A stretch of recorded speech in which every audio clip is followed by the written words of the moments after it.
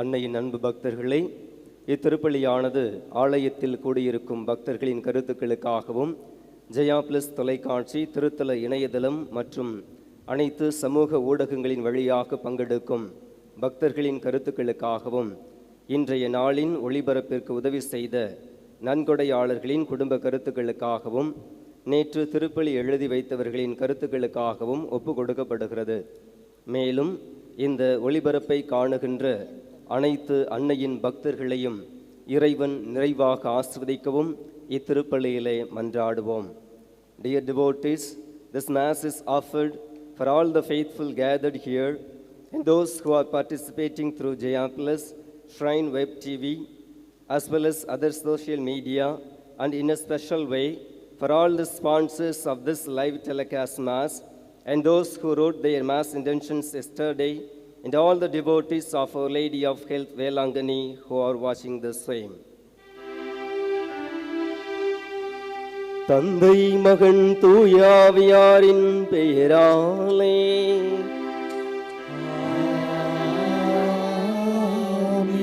நம் ஆண்டவராகிய இயேசு கிறிஸ்துவின் அருளும் கடவுளின் அன்பும் தூயாவியாரின் நட்புறவும் உங்கள் அனைவரோடும் இருப்பதாக.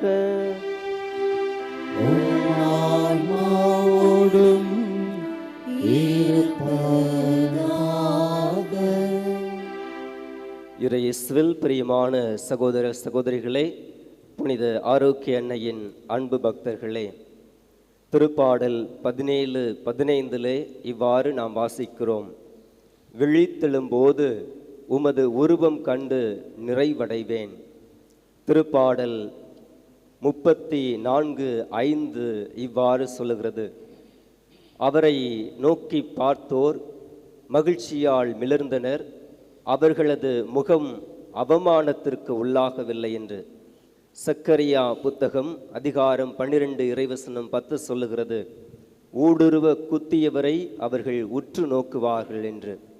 அன்புமிக்க சகோதரமே, இந்த நாளில் நாம் அன்னையினுடைய திருத்தலத்தை நாடி வந்திருப்பது, ஆண்டவருடைய இந்த பலிபீடத்தை சூழ்ந்து வந்திருப்பது, நாம் அவருடைய திருமுகம் கண்டு நிறைவு பெறுவதற்காக. ஊடுருவ குத்தி இருக்கின்ற அவரை உற்று நோக்கி நாம் உயிர் பெறுவதற்காக. இந்த ஊடுருவ குத்திய நம் ஆண்டவரை நாம் நம்பிக்கையோடு உற்று பார்த்தால் மட்டுமே நமக்கு விடுதலை உண்டு, மீட்பு உண்டு, நம்முடைய காயங்களிலிருந்து நமக்கு சுகம் உண்டு, குணம் உண்டு என்பவர்களை மனதில் நிறுத்தியவர்களாக இப்பலியிலே நாம் பக்தியோடு ஜெபிப்போம். தூய மறை நிகழ்வுகளை தகுதியான முறையில் கொண்டாட நம்முடைய பாவங்கள் குற்றம் குறைகளை நினைத்து மனம் வருந்துவோம். ஆண்டவரிடம் மன்னிப்பு கேட்போம்.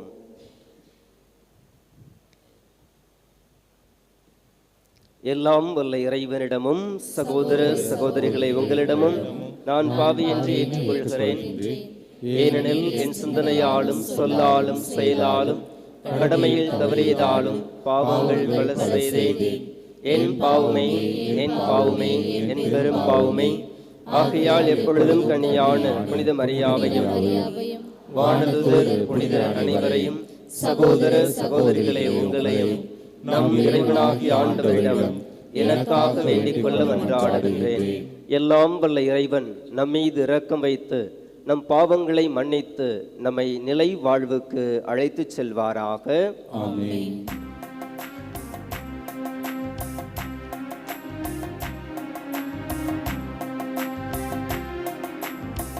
ஆண்டவரே இரக்கமாயிரும்.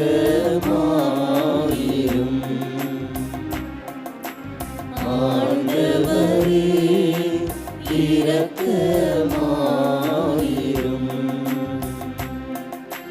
கிறிஸ்துவே இரக்கமாயிரும்.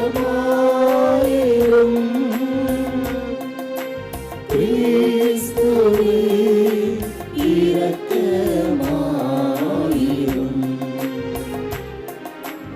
ஆண்டவரே இரக்கமாயிரும்.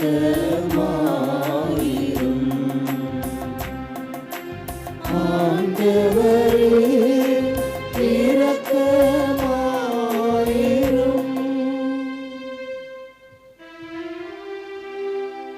மன்றாடுவோமாக. ஆண்டவரை உமது விருப்பத்துக்கு ஏற்ப பணிபுரிவதில் விடாமுயற்சியை எங்களுக்கு தந்தருள உம்மை வேண்டுகின்றோம். அதனால் இக்காலத்தில் உமக்கு பணிபுரியும் மக்கள் தகுதியிலும் எண்ணிக்கையிலும் பெருகுவார்களாக. உம்மோடு தூயாவியாரின் ஒன்றிப்பு இறைவனாய் என்றென்றும் வாழ்ந்து ஆட்சி செய்கின்ற எங்கள் ஆண்டவரும் உம் திருமகனுமாகிய இயேசு கிறிஸ்து வழியாக உம்மை மன்றாடுகின்றோம்.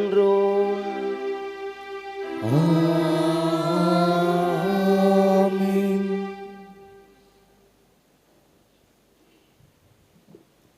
முதல் வாசகம். எண்ணிக்கை நூலிலிருந்து வாசகம். அந்நாட்களில் ஏதோம் நாட்டை சுற்றி போகும்படி ஓர் என்ற மலையிலிருந்து இஸ்ரேலர் செங்கடல் சாலை வழியாக பயணப்பட்டனர். அவ்வழியை முன்னிட்டு மக்கள் பொறுமை இழந்தனர். மக்கள் கடவுளுக்கும் மோசேக்கும் எதிராக பேசினர்.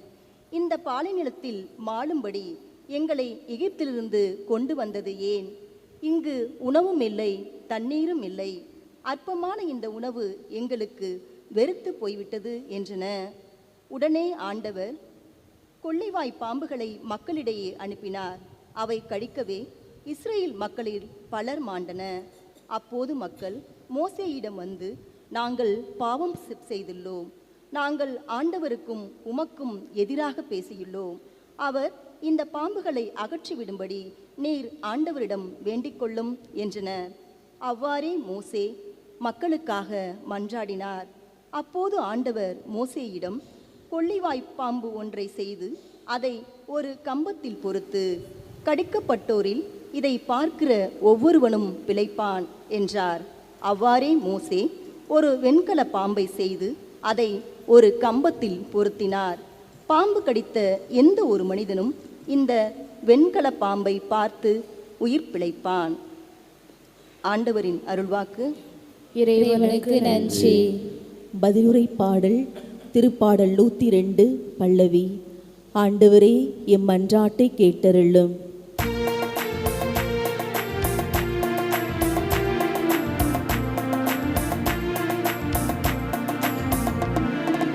ஆண்டவரே எம் மன்றாட்டை கேட்டருளும்.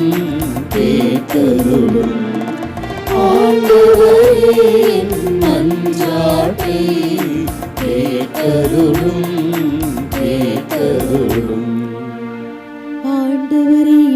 மன்றாட்டை கேட்டருளும். என் அபய குரல் உம்மிடம் வருவதாக. நான் எடுக்கணுற்ற நாளிலே உமது முகத்தை மறைக்காதே. உமது செவியை என் பக்கமாக திருப்பி அருளும். ஆண்டவரே, என் மன்றாட்டை கேட்டருளும், கேட்டருளும். ஆண்டவரே, என் மன்றாட்டை கேட்டருளும், கேட்டருளும். வேற்றிடத்தார் ஆண்டவரின் பெயருக்கு அஞ்சுவர். பூவுலகின் மன்னர் யாவரும் அவரது மாட்சியை கண்டு மருள்வர். ஏனெனில் ஆண்டவர் சீயோனை கட்டி எழுப்புவார். அங்கு அவர் மாட்சியுடன் திகழ்வார்.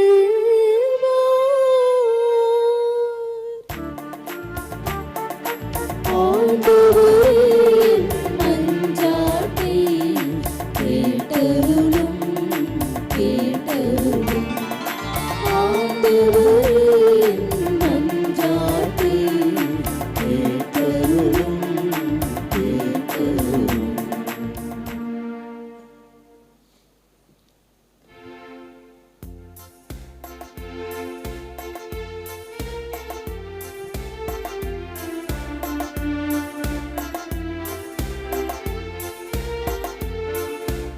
ஆயத்தம் மந்தையை காப்பது போல ஆண்டவர் நம்மை காக்கின்றார். ஆயத்தம் மந்தையை காப்பது போல ஆண்டவர் நம்மை காக்கின்றார். கடவுளின் வார்த்தையே விதை, விதைப்பவரோ கிறிஸ்து. இவரை கண்டுகொள்கிற அனைவரும் என்றென்றும் நிலைத்திருப்பர். ஆயத்தம் மந்தையை காப்பது போல ஆண்டவர் நம்மை காக்கின்றார்.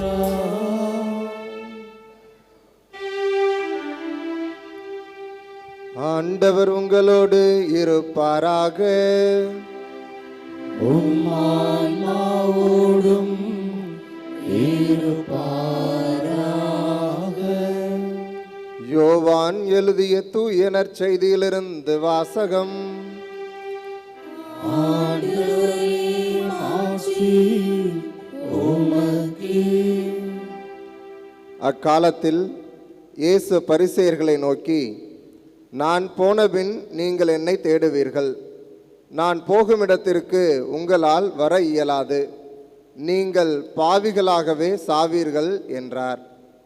யூதர்கள், நான் போகுமிடத்திற்கு உங்களால் வர இயலாது என்று சொல்கிறாரே, ஒருவேளை தற்கொலை செய்து கொள்ளப் போகிறாரோ என்று பேசிக்கொண்டார்கள். இயேசு அவர்களிடம், நீங்கள் கீழிருந்து வந்தவர்கள், நான் மேலிருந்து வந்தவன். நீங்கள் இவ்வுலகை சார்ந்தவர்கள், ஆனால் நான் இவ்வுலகை சார்ந்தவன் அல்ல. ஆகவேதான் நீங்கள் பாவிகளாகவே சாவீர்கள் என்று உங்களிடம் சொன்னேன். இருக்கிறவர் நானே என்பதை நீங்கள் நம்பாவிடில் நீங்கள் பாவிகளாய் சாவீர்கள் என்றார். அவர்கள், நீர் யார் என்று அவரிடம் கேட்டார்கள். அவர், நான் யார் என்று தொடக்கத்தில் இருந்தே சொல்லி வந்தேன். உங்களை பற்றி பேசுவதற்கும் தீர்ப்பிடுவதற்கும் பல உண்டு. ஆனால் என்னை அனுப்பியவர் உண்மையானவர். நானும் அவரிடமிருந்து கேட்டவற்றையே உங்களுக்கு எடுத்துரைக்கிறேன் என்றார். தந்தையை பற்றியே அவர் பேசினார் என்பதை அவர்கள் உணர்ந்து கொள்ளவில்லை. இயேசு அவர்களிடம், நீங்கள் மானிட மகனை உயர்த்திய பின்பு இருக்கிறவர் நானே, நானாக எதையும் செய்யவில்லை. மாறாக தந்தை கற்றுக் கொடுத்ததையே நான் எடுத்துரைக்கிறேன் என்பதை அறிந்து கொள்வீர்கள். என்னை அனுப்பியவர் என்னோடு இருக்கிறார். அவர் என்னை தனியாக விட்டுவிடுவதில்லை. நானும் அவருக்கு உகந்தவற்றையே எப்போதும் செய்கிறேன் என்றார். அவர் இவற்றை சொன்னபோது பலர் அவரிடம் நம்பிக்கை கொண்டனர். ஆண்டவரின் அருள்வாக்கு. கிறிஸ்துவே உமக்கு புகழ்.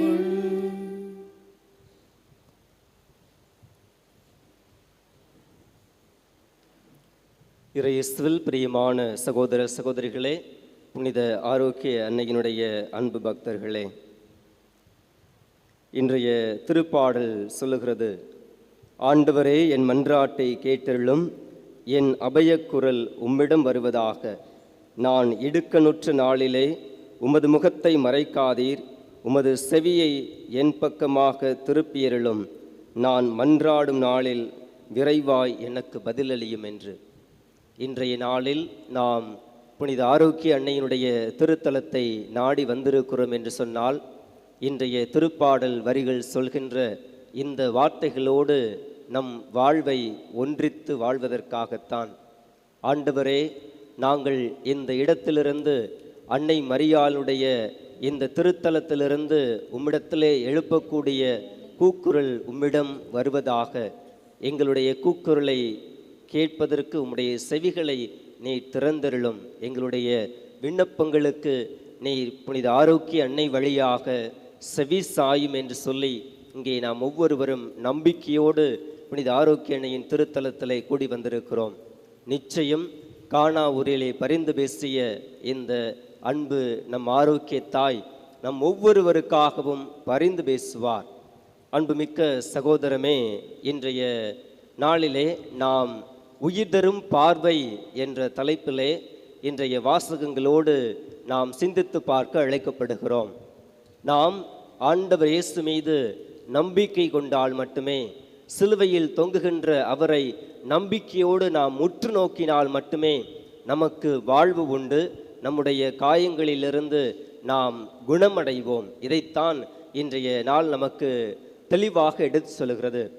இன்றைய முதல் வாசகத்திலே இஸ்ரேல் மக்களுடைய விடுதலைக்காக அவர்களுடைய அந்த வெண்கல பாம்பை மோயிசன் பாலை நிலத்திலே உயர்த்தியதை பார்த்தபோது பாம்பினால் கடியுண்டவர்கள் சுகம் பெற்றார்கள்.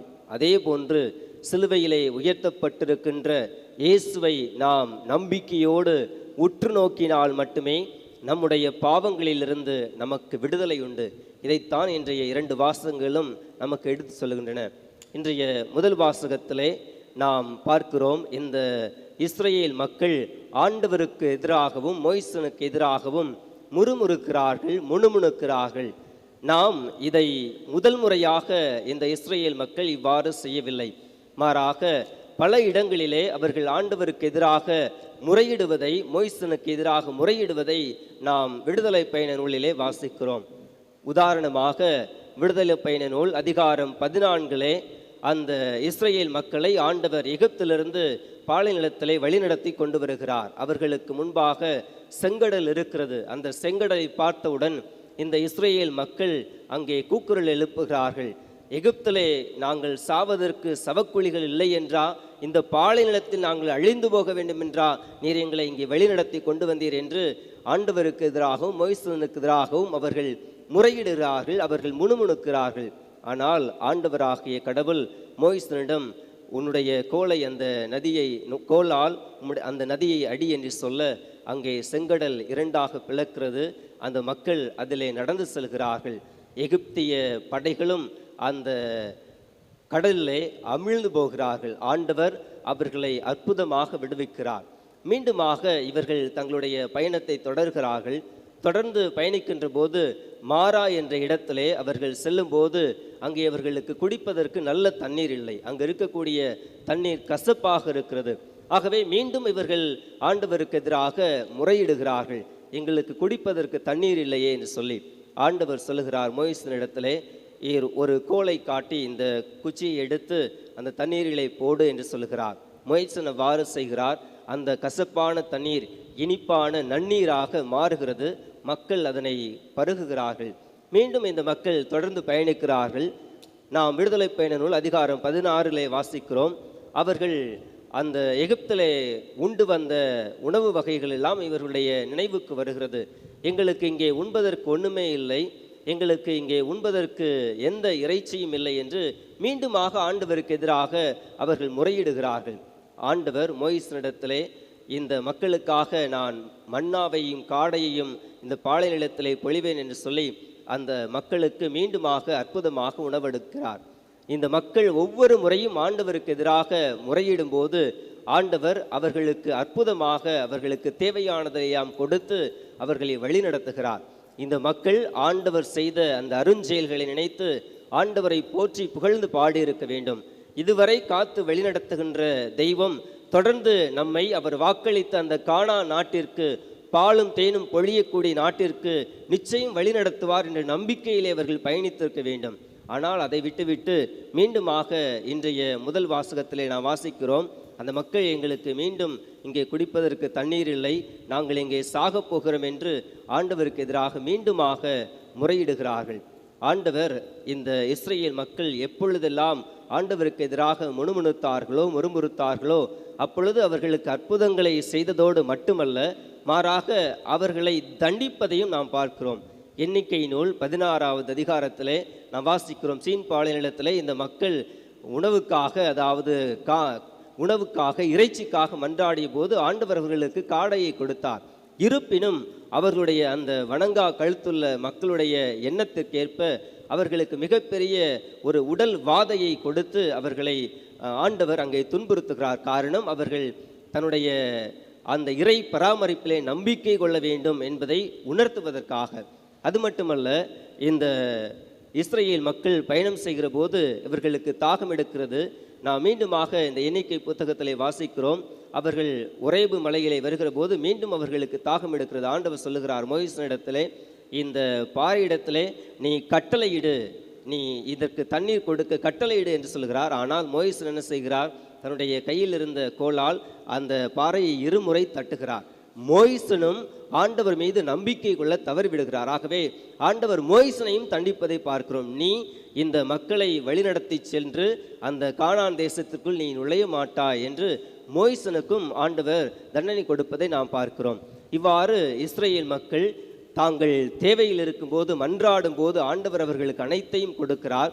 அதே வேளையில் அவர்களுக்கு தண்டனையும் கொடுத்து அவர்கள் மனம் மாற வேண்டும், தன் மீது நம்பிக்கை கொள்ள வேண்டும் என்றும் அவர்களை அவ்வப்போது எச்சரிக்கிறார். அன்புமிக்கவர்களே, இன்றைய நாளிலும் இவ்வாறு இஸ்ரேல் மக்கள் இந்த பாலை நிலத்திலே தண்டிக்கப்படும் போது அவர்கள் உணர்கிறார்கள், தங்களுடைய பாவங்களுக்காகத்தான் நாம் இவ்வாறு தண்டிக்கப்படுகிறோம் என்று. ஆகவே மோயிசனிடத்திலே எங்களுக்காக மன்றாடும் என்று மோயிசனிடத்திலே கேட்டுக்கொள்கிறார்கள். இந்த இடத்தில் மட்டுமல்ல, மோயிசனும் ஆரோனும் இன்னும் ஒரு இடத்திலும் இவர்களுக்காக பரிந்து பேசுவதை நாம் பார்க்கிறோம். எண்ணிக்கை நூல் 32வது அதிகாரத்திலே அவர்கள் பொற்கன்றை செய்து அதையே தங்களுடைய தெய்வமாக வழிபடுகிறார்கள். இந்த சூழ்நிலையில் ஆண்டவருடைய சினம் வெகுண்டெழுகிறது, மூண்டெழுகிறது.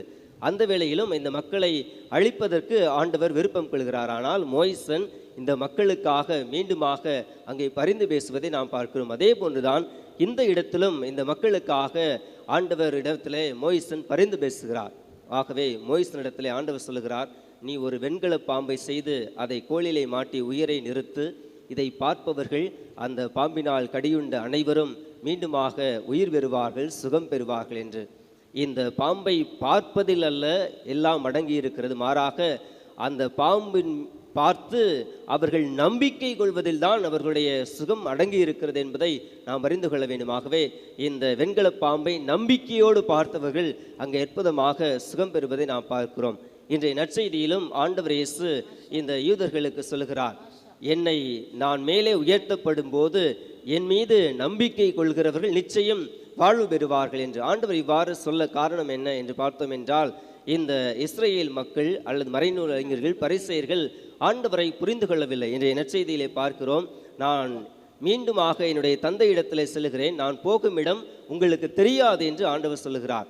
இதை கேள்விப்பட்டவுடனே அவர்கள் இவர் தற்கொலை செய்து கொள்ளப் போகிறாரோ என்று தவறாக புரிந்து கொள்கிறார்கள். இந்த இடத்தில் மட்டுமல்ல, ஆண்டவர் இயேசுவை இவர்கள் இன்னும் ஒரு சில இடங்களிலே யோவான் நற்செய்தியில் தவறாக புரிந்து கொள்வதை நாம் பார்க்கிறோம். உதாரணமாக யோவான் நற்செய்தி 2வது அதிகாரத்திலே ஆண்டவர் எருசலேம் ஆலயத்தை அங்கே தூய்மைப்படுத்திய பின்பு இந்த ஆலயத்தை நீங்கள் இடித்து விடுங்கள், இதை 3 நாட்களில் நான் கட்டி எழுப்புவேன் என்று சொல்கிறார்.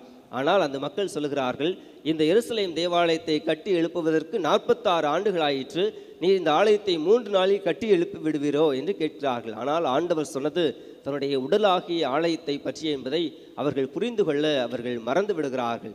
அது மட்டுமல்ல, யோவான் நற்செய்தி 3வது அதிகாரத்திலே இறைவசனம் 14-15 நாம் வாசிக்கிறோம், இந்த மானிட மகன் மேலே உயர்த்தப்படுவார், அவர் மீது நம்பிக்கை கொள்பவர்கள் தான் நிச்சயம் வாழ்வு பெறுவார்கள் என்று.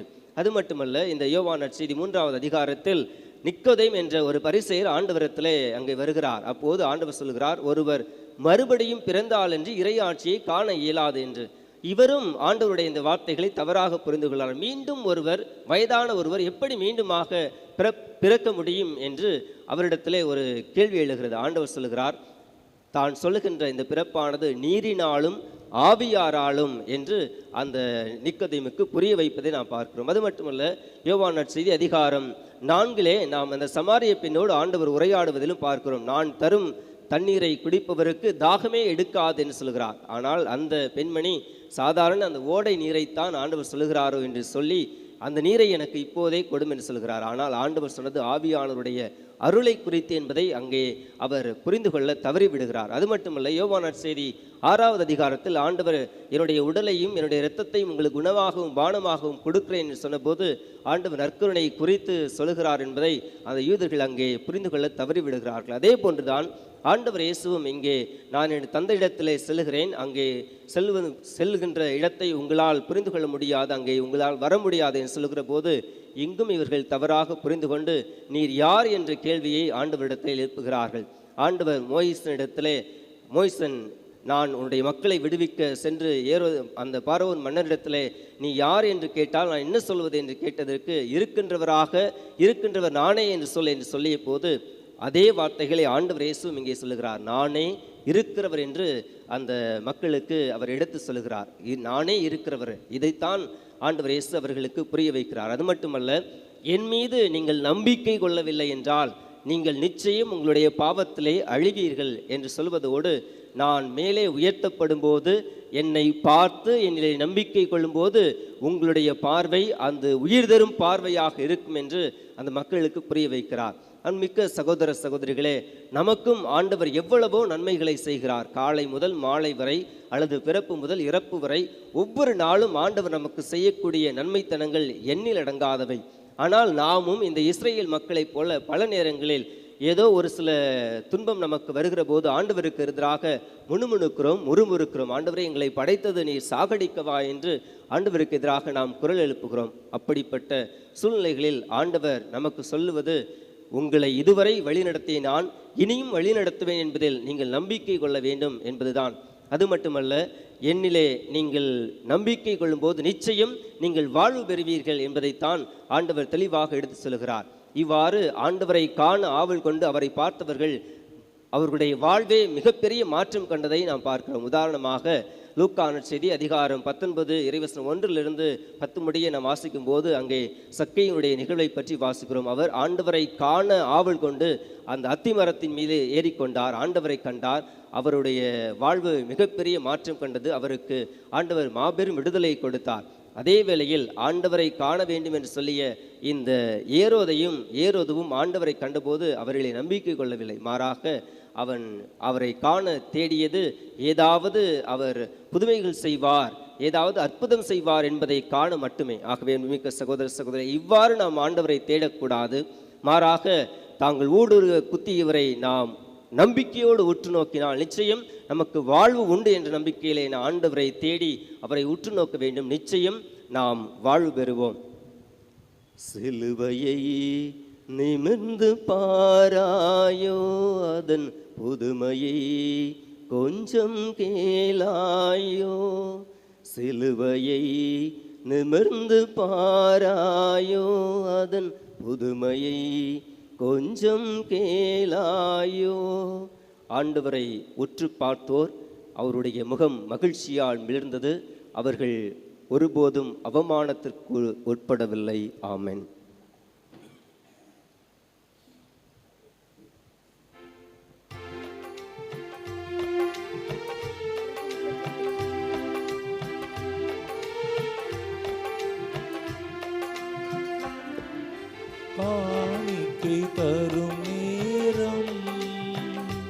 நான் என் மனம் தருகின்றேன்.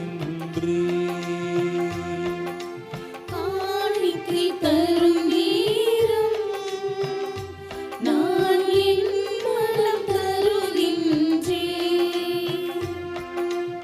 ஏற்றருளும் தெய்வமே, எளியவன் தருகின்ற காணிக்கையே. ஏற்றருளும் தெய்வமே,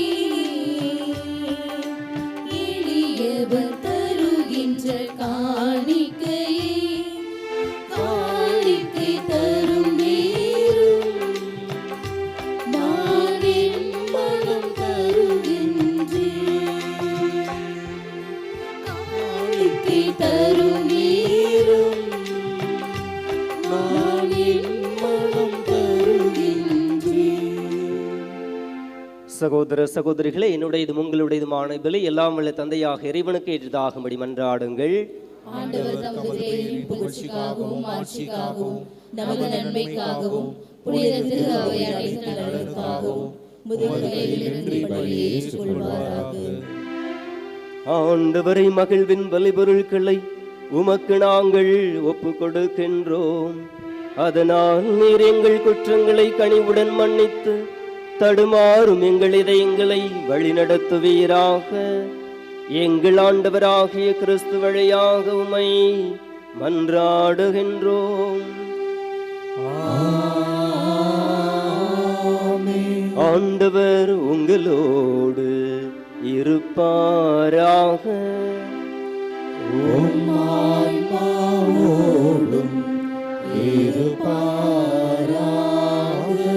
இதயங்களை மேலே எழுப்புங்கள்.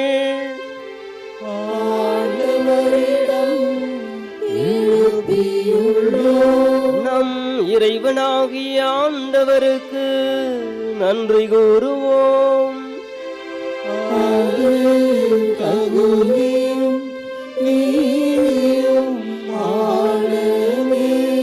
ஆண்டவரே, தூயவரான தந்தையே, என்றும் முல்லையெல்லாம் வல்ல இறைவா, எந்நாளும் எவ்விடத்திலும் நாங்கள் உமக்கு நன்றி செலுத்துவது மெய்யாகவே தகுதியும் நீதியுமாகும்.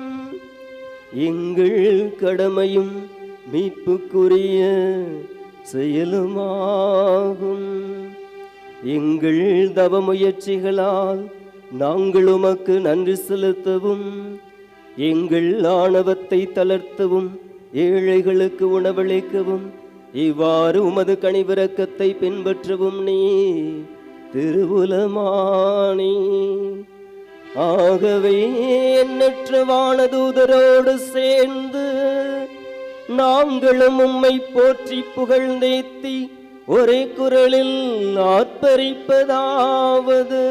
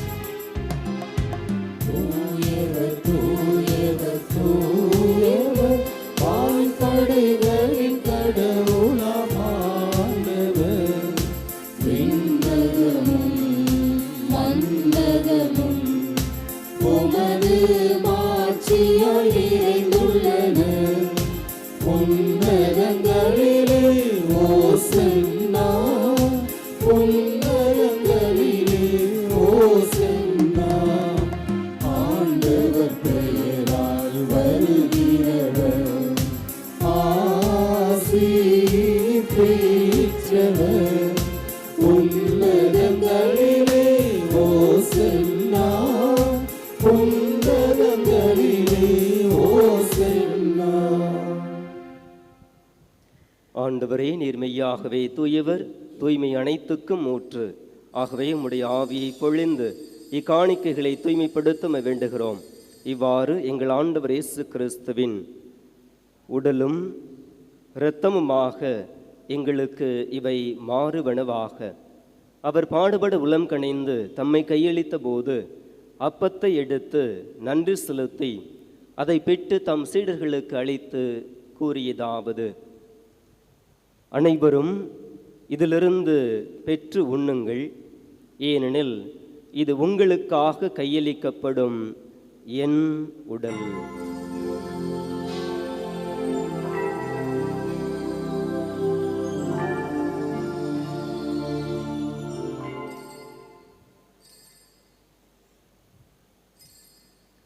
அவ்வண்ணமே இரவு விருந்தை அருந்தியபின் கிண்ணத்தையும் எடுத்து மீண்டும் உமக்கு நன்றி கூறி தம் சீடர்களுக்கு அளித்து அவர் கூறியதாவது: அனைவரும் இதிலிருந்து பெற்று பருகுங்கள், ஏனெனில் இது புதிய நிலையான உடன்படிக்கைக்குரிய என் இரத்தத்தின் கிண்ணம். இது பாவ மன்னிப்புக்கென்று உங்களுக்காகவும் பலருக்காகவும் சிந்தப்படும். இதை என் நினைவாக செய்யுங்கள்.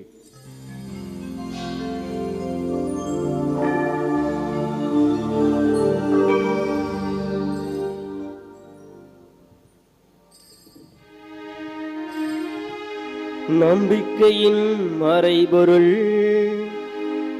ஆண்டவரே, நீர் வருமளவும் உமது இறப்பினை அறிக்கையிடுகின்றோம், உமது உயிர்ப்பினையும் எடுத்துரைக்கின்றோம். ஆகவே ஆண்டவரை, நாங்கள் கிறிஸ்துவின் இறப்பினையும் உயிர்ப்பினையும் நினைவு கூர்ந்து வாழ்வு தரும் அப்பத்தை மீட்பளிக்கும் கிண்ணத்தையும் உமக்கு ஒப்புக் கொடுக்கின்றோம். திருமுன் என்று உமக்கு ஊழியம் புரிய தகுந்தவர்கள் என எங்களை ஏற்றுக்கொண்டீர். எனவே உமக்கு நன்றி செலுத்துகின்றோம். மேலும் கிறிஸ்துவின் உடலிலும் இரத்தத்திலும் பங்கு கொள்ளும் எங்களை தூய ஆவியார் ஒன்று சேர்க்க வேண்டுமென உம்மை தாழ்மையுடன் மன்றாடுகிறோம். ஆண்டவரே, உலகெங்கும் பரவியிருக்கும் அது திருவையை நினைவு கூர்ந்தருளும். எங்கள் திருத்தந்தை பிரான்சிஸ், எங்கள் ஆயர் சகாயராஜ், எல்லா திருநிலையினராக அனைவரோடும் உமது திரு அவை அன்பில் நிறைவு பெறச் செய்திருளும்.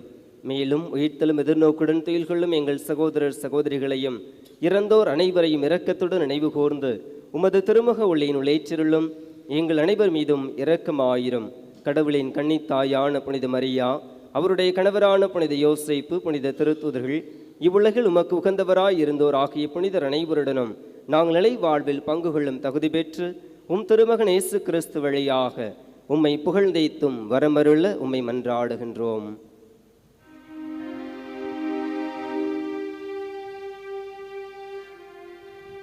இவர் வழியாக இவரோடு இவரில் எல்லாம் வல்ல இறைவனாகிய தந்தையே, தூய ஆவியாரின் ஒன்றிப்பு எல்லா புகழும் மாட்சியும் என்றென்றும் உமக்கு உரியதே.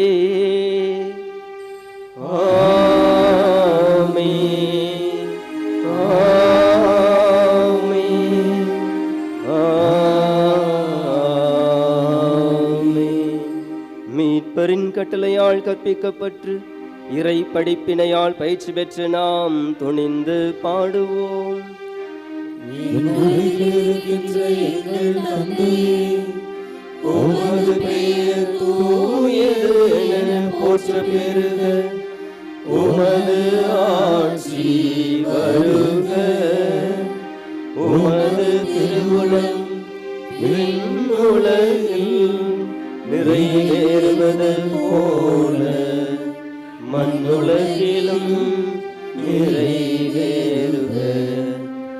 எங்கள் அன்றாட உணவை இன்று எங்களுக்கு தாரும். எங்களுக்கு எதிராக குற்றம் செய்வோரை நாங்கள் மன்னிப்பது போல எங்கள் குற்றங்களை மன்னியும். எங்களை சோதனைக்கு உட்படுத்தாதேயும், தீமையிலிருந்து எங்களை விடுவித்தருளும். ஆண்டவரே, தீமை அனைத்திலுமிருந்தும் எங்களை விடுவித்து எங்கள் வாழ்நாளில் அமைதியை கனிவுடன் அருள உம்மை மன்றாடுகிறோம். உமது இரக்கத்தின் உதவியால் நாங்கள் பாவத்திலிருந்து எப்போதும் விடுதலை பெற்று யாதொரு கலக்கமுமின்றி நலமாய் இருப்போமாக. நாங்கள் எதிர்நோக்கி இருக்கும் பேரின்பத்துக்காகவும் மீட்பராக இயேசு கிறிஸ்துவின் வருகைக்காகவும் காத்திருக்கின்றோம். ஏனெனில் ஆட்சியும் வல்லமையும் மாட்சியும் என்றென்றும் உமதே. ஆண்டவரே இயேசு கிறிஸ்துவை அமைதியை உங்களுக்கு விட்டுச் செல்கிறேன், என் அமைதியை உங்களுக்கு அளிக்கிறேன் என்று உம் திருத்துதர்களுக்கு மொழிந்தீரே. எங்கள் பாவங்களை பாராமல் உமது திரு அவையின் நம்பிக்கையை கண்ணோக்கி உமது திருவுளத்துக்கு ஏற்பதற்கு அமைதியையும் ஒற்றுமையையும் அளித்திருள்வீராக. என்றென்றும் வாழ்ந்து ஆட்சி செய்கின்றவர் நீரே. ஆண்டவருடைய அமைதி உங்களோடு என்றும் இருப்பதாக. உம் ஆன்மாவோடும் இருப்பதாக. ஒருவருக்கொருவர் அமைதியை பகிர்ந்து கொள்வோம். உலகின் பாவங்களை போக்கும் இறைவனின் செம்மறியே, எங்கள் மேல் இரக்கமாயிரும். உலகின் பாவங்களை போக்கும் இறைவனின் செம்மறியே, எங்கள் மேல் இரக்கமாயிரும். உலகின் பாவங்களை போக்கும் இறைவனின் செம்மறியே, எங்களுக்கு அமைதியை அளித்தருளும்.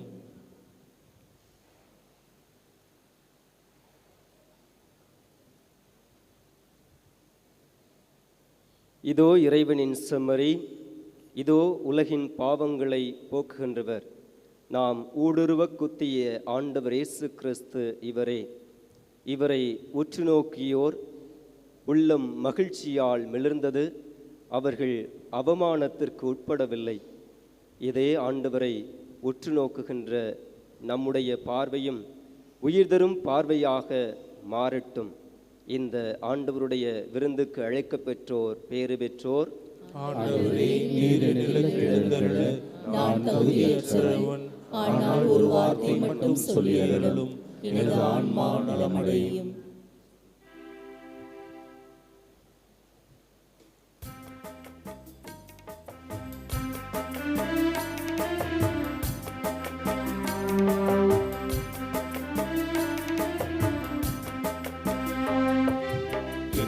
தேவன் எத்திய தீபமே பாமரன் பாடல், தண்ணீரை அன்பால் தங்கொண்ட ஜீவன பரமனின் பாதம். எண்ணிறை தேவன் ஏற்றிய தீபமே பாமரன் பாடல், தண்ணீரை அன்பால் தங்கொண்ட ஜீவன பரமனின் பாதம். என்னாகவே என் இதயம் பண்ணாகவே, என்னாகவே அவர் அன்பு என் மீதிலே. எண்ணிறை தேவன் ஏற்றிய தீபமே பாமரன் பாடல், தண்ணீரை அன்பால் தங்கொண்ட ஜீவன பரமனின் பாதம்.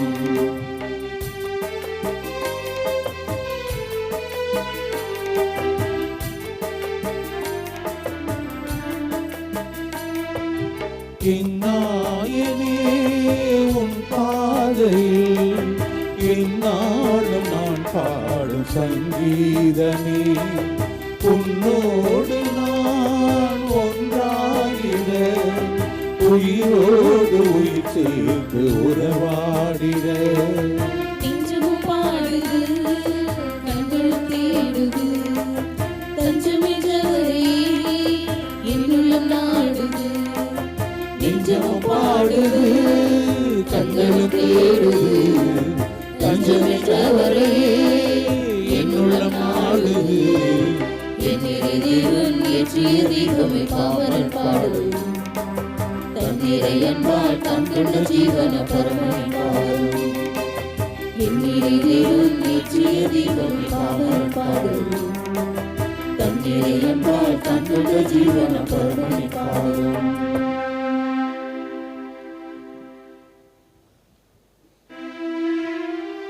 மன்றாடுவோமாக. எல்லாம் வல்ல இறைவா, எங்களுக்கு அருள் புரிய உம்மை வேண்டுகின்றோம்.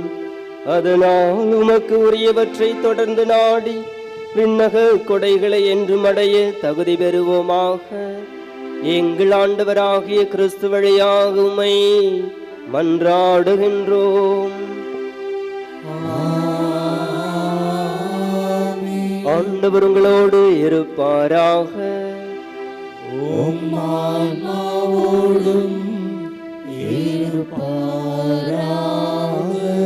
புனித ஆரோக்கிய எண்ணெயின் ஆசீர் பெற மன்றாடுவோம். ஆற்றலும் அன்புமிக்க இயேசுவை கையில் ஏந்தி காலமெல்லாம் கடலோரம் காத்திருக்கும் புனித ஆரோக்கிய எண்ணெயே, இப்பேராலயத்தில் கூடியிருக்கும் பக்தர்கள் மற்றும் இணையதளம் சமூக ஊடகங்கள் வழியாக பங்கேற்கும் அனைவரையும் ஆசிர்வதியும். இவர்களின் மனம் சோர்ந்து போகும்போது பால்கார பாலகனின் பால் குடத்தை பொங்கச் செய்தது போல இவர்களின் மனங்களையும் மகிழ்ச்சியால் பொங்கவையும்.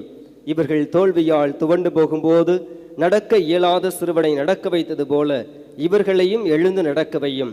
இவர்கள் துன்பக் கடலில் தத்தளித்து தடுமாறும் போது போர்ச்சுகீசிய மாலுமிகளை கரை சேர்த்தது போல இவர்களையும் கரை சேர்த்திருளும். வரம்பெற்று தரும் புனித ஆரோக்கிய எண்ணெயின் ஆசீர் உங்களோடு என்றும் தங்குவதாக.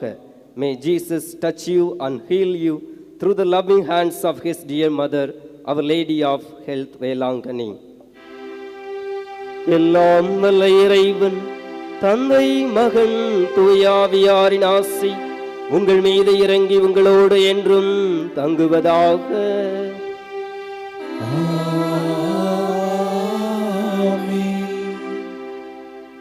சிலுவையில் தொங்கும் இயேசுவை நம்பிக்கையோடு உற்று நோக்கி வாழ்வு பெற சென்று வாருங்கள், வாழ்வின் வழி தொடர்கின்றது. இறைவனுக்கு நன்றி.